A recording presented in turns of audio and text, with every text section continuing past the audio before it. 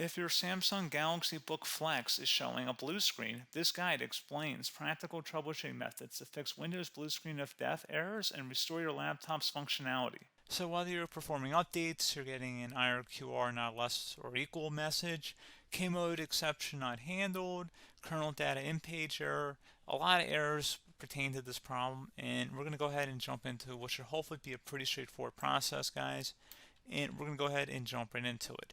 So first thing I'd recommend doing would be to actually go ahead and boot to the troubleshooting utility on Windows 11. So if you do a hard power off 3 times in a row, Windows should automatically attempt to launch the starter prepare utility. And if it doesn't find anything, it will give you the option to select advanced settings, in which case it would take you to a screen that looks like this. Now, if it does not take you to a screen that looks like this, or you're unable to get to that, you can also download the Windows 10 Media Creation Utility, or Windows 11. They probably will make a creation utility for Windows 11 at some point. And it doesn't really matter, you can actually run the Windows 10 utility on Windows 11 as far as I'm aware. And you should be able to run the troubleshooting utilities built in within it. So you just would go ahead and download it to an ISO file and then burn it to a DVD or USB. It'd have to be about 4 gigabytes or more. It couldn't be a small USB flash drive, and it couldn't be a CD. It'd have to be a DVD.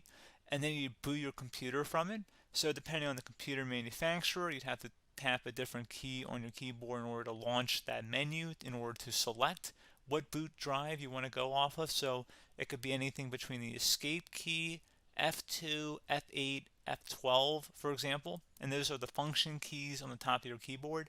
So you may have to just do a little bit of trial and error. Shouldn't take you more than a couple minutes. Googling it would probably be best before you even begin. But anyway, we're ready to go ahead and jump right into it. So we're on the choose an option page. So these will look very similar whether you're booting from it directly within Windows itself, or if you're plugged in a USB flash drive with the media creation utility installed and you selected the recovery option. So when you are setting up your Windows 11 installation or Windows 10, depending on the drive you're using, there should be an option to repair your computer in the bottom left corner of the dialog window, one of the first screens that comes up. You go ahead and select that, and then it would take you to a troubleshooting screen like you see here. And you want to go ahead and select troubleshoot, reset your PC, or see advanced options. And then there are going to be a whole bunch of options in here that we're going to explore in today's video. The first one, we're going to actually go underneath advanced options and then select startup prepare, fix problems that keep Windows from loading. So go ahead and select that first.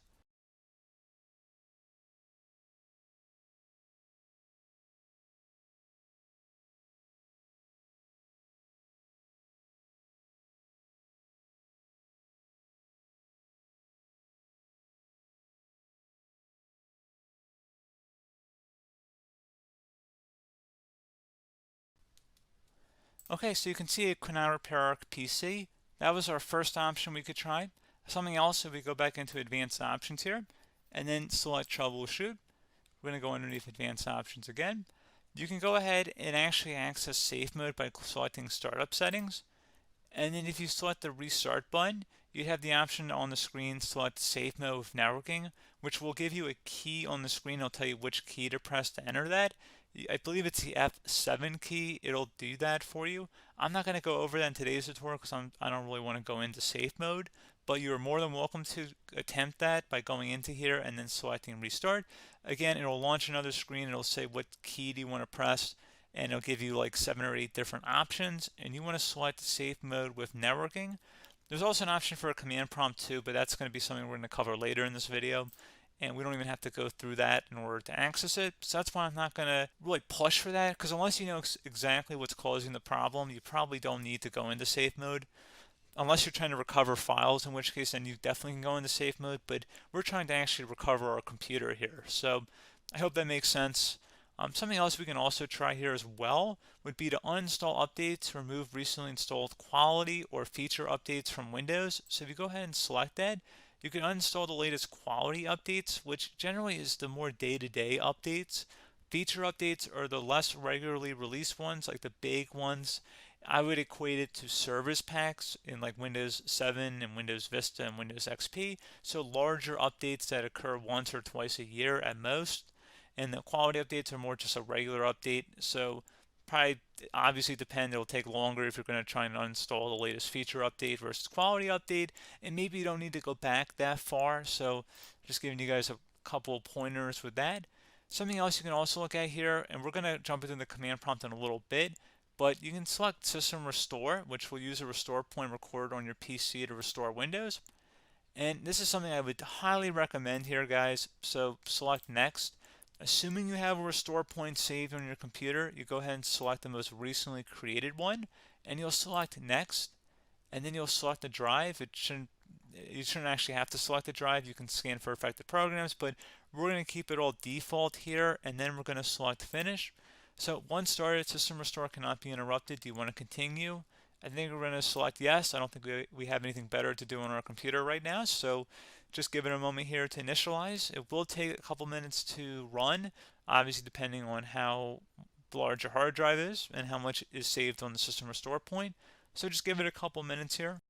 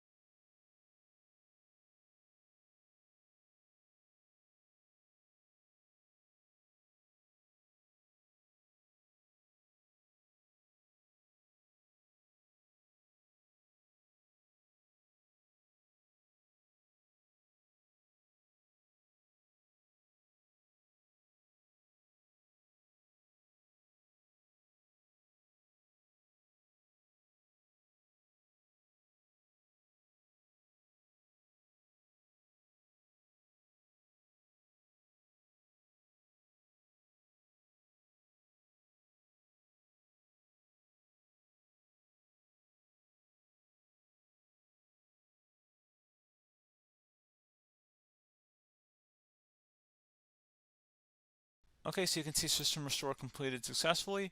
The system has been restored. Your documents have not been affected. Click the Restart button to restart your computer. Go ahead and select Restart.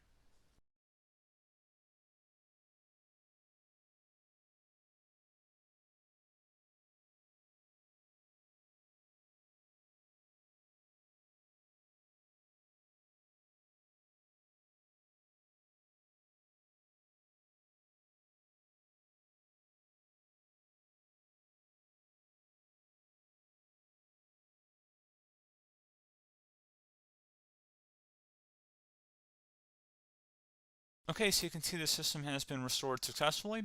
We're going to go over a couple different methods in addition to that if that did not work. So I'm just going to pause the video and we're going to start back on the recovery screen that we started with. Okay, so a couple other things we can try here too. If you go back into troubleshoot, you can select reset your PC, while you choose to keep or remove your personal files and then reinstalls Windows. You can select to keep my files, which will remove apps and settings but keeps your personal files. You can also select remove everything, which will remove all of your personal files, apps, and settings. So this is more of a factory reset, the second option here. First option, it should not delete all of your personal files. However, it will pretty much clear most of your programs, and keep in mind, there's no guarantee that your information, number one, is even still available and easily recoverable on your computer to the point that you actually would be able to recover anything. And the second point is that there's always a chance that it won't actually recover and it will just do a factory reset anyway. So there's no guarantee that actually would keep your files anyway. So I would recommend trying to get a recovery tool and backing that up first before selecting it anyway. But again, those are a couple of different options. And then something else you can try here, if you go back to the choose an option. Another option, if you go underneath choose an option and select troubleshoot, advanced options, and now select where it says command prompt. Okay, so the first thing we should do is type our main hard drive here. In most cases, it should be the C drive. So you just do a C colon and then hit enter on your keyboard. So once you're underneath the C drive, we're going to type in dir and then hit enter on your keyboard. It should have program files, users, and Windows all in there. That's how you know you're in the right directory.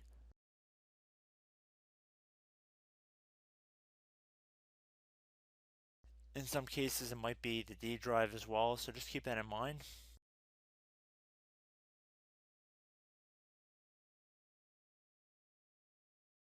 Next thing we're going to do is type in cd space /Windows /system32 /config,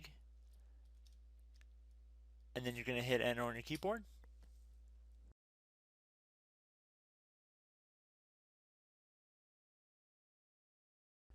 So now you're going to type md space backup. If you've seen other tutorials, it might also say to put down md backup. That's because the backup name is pretty common when you want to back something up. So you can name this whatever you want, doesn't have to be backup. So if you've already made a backup folder in the past, you could do backup 1, for example. So once you're done setting the name you want the backup to be called, hit enter on your keyboard again.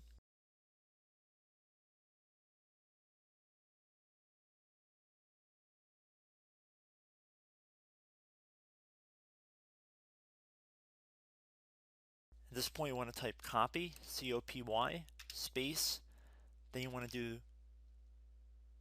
the star symbol above the 8 key, then do a period or a dot, whatever you want to call it, then another star sign, and then another space, and then type backup, and then hit enter on your keyboard.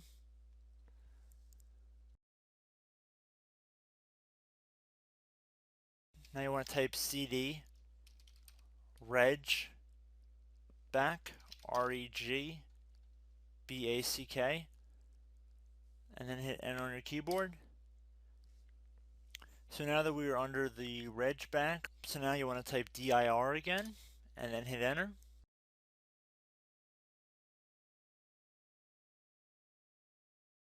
So now at this point we're going to type copy again. So copy, space, star sign,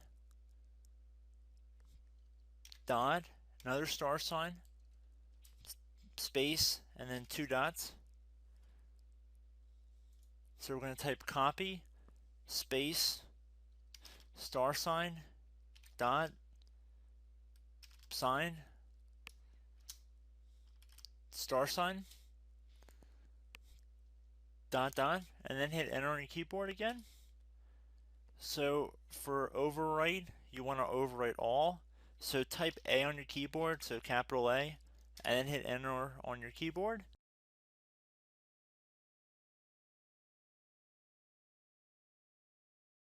So at this point, you should be good to go. You can close out of the command prompt window. And if you accidentally continue to Windows 10, you should be all set. So I hope one of these 3 or 4 different methods we went through in this tutorial helped you guys out. Again, I'm not sure if you guys heard me earlier, but try to go back into your safe mode if possible and uninstall any programs you know might be conflicting with the Windows startup if you can get into safe mode. So just keep that in mind. Something very simple like that could be blocking up everything. So again, I hope this tutorial helped you guys out, and I will catch you in the next tutorial. Goodbye.